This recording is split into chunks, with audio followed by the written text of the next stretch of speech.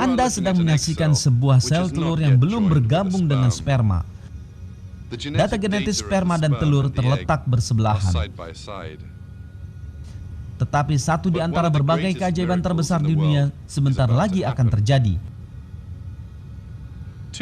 Dua set informasi genetis sebentar lagi akan berpadu satu sama lain untuk membentuk manusia yang benar-benar baru. Dan penggabungan telah terjadi.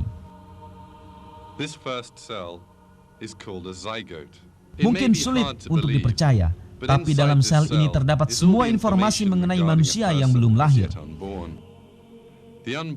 Mata bayi yang belum lahir, corak dan warna rambut, bentuk wajah dan semua ciri fisiknya yang lain disimpan di sini.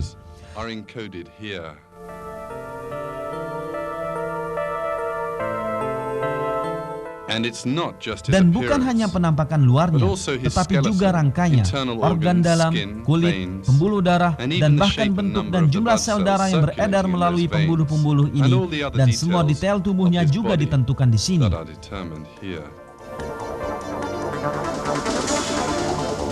Segala sesuatunya ditentukan dan ditulis dalam sel ini, dari ciri-ciri pada usia 7 tahun hingga ciri-cirinya pada usia 70 tahun. Segera setelah pembuahan, sel akan melakukan satu lagi pekerjaan yang sangat mengagumkan. Ia membelah, dan dua sel baru terbentuk. Lalu sel-sel ini membelah lagi dan menjadi 4 sel. Pembentukan seorang manusia baru telah dimulai. Tetapi, mengapa sel memutuskan untuk membelah? Mengapa ia bertugas membentuk manusia baru? Siapakah yang memberi sel tersebut pengetahuan untuk membentuk seorang manusia baru? Pertanyaan ini menghantarkan kita pada keberadaan Allah, pemilik ilmu dan kekuasaan tanpa batas, yang menciptakan kita, dunia ini, manusia yang ada di dunia, sel-sel dalam tubuh manusia, dan di seluruh alam semesta.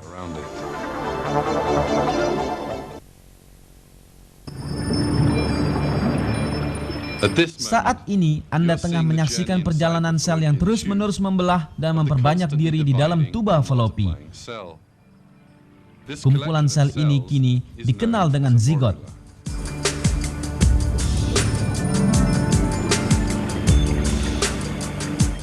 Pada saat sel-sel dalam zigot membelah dan memperbanyak diri, sesuatu yang aneh terjadi.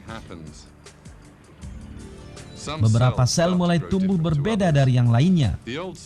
Sel-sel terdahulu berkumpul di bagian tengah, dan mereka ini dikelilingi oleh sel-sel yang tumbuh menjadi sel jenis lain. Dalam waktu singkat kemudian, kumpulan sel di bagian tengah akan membentuk embrio. Dengan kata lain, sel-sel pertama dari bayi yang akan dilahirkan. Dan kumpulan sel di sekelilingnya akan membentuk plasenta yang akan memberi makan untuk embrio. Sel-sel yang tumbuh berbeda satu sama lain, dan penentuan untuk membentuk embrio atau plasenta dianggap oleh dunia ilmu pengetahuan sebagai sebuah keajaiban besar. Ada perintah rahasia yang membuat sel melakukan hal ini.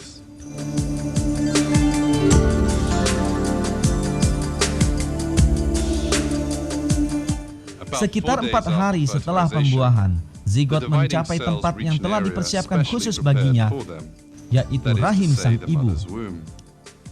Agar tidak dikeluarkan dari tubuh, ia harus menempel pada rahim.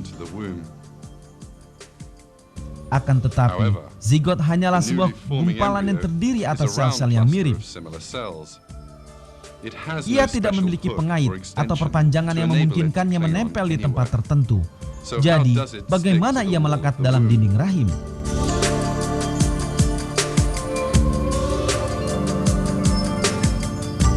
Ini juga telah diperhitungkan sebelumnya.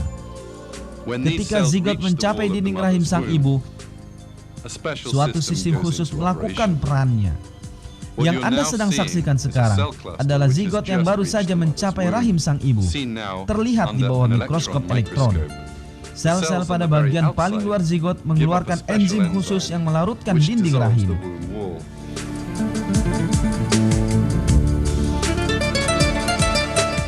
Dengan cara demikian, zigot dapat melekat sangat kuat pada rahim dan tidak dikeluarkan dari dalam tubuh. Keberadaan sel-sel di permukaan zigot yang tidak hanya terletak di tempat yang tepat, tapi juga menghasilkan enzim yang diperlukan, sekali lagi menunjukkan kesempurnaan penciptaan. Keberadaan penciptaan yang tanpa cacat ini menjadikan zigot tertanam dalam dinding rahim.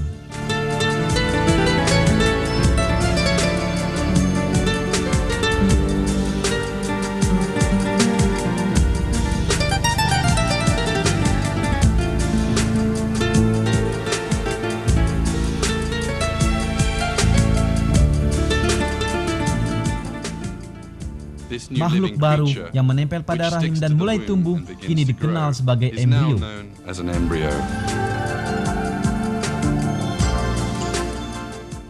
Fakta ini yang ditemukan oleh ilmu pengetahuan modern memperlihatkan satu keajaiban penting dalam Al-Quran.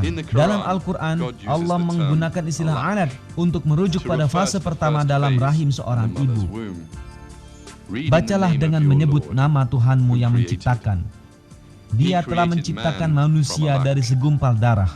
Bacalah, dan Tuhanmulah yang Maha Pemurah.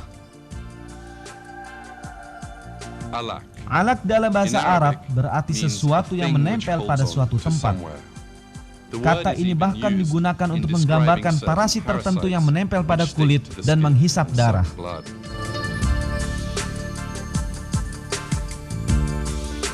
Dengan kata lain, dalam Al-Quran yang diturunkan pada saat pengetahuan manusia tentang biologi masih terbatas, sebuah kata telah digunakan yang dengan tepat melukiskan zigot dalam rahim sang ibu. Hal ini membuktikan sekali lagi bahwa Al-Quran adalah firman Allah.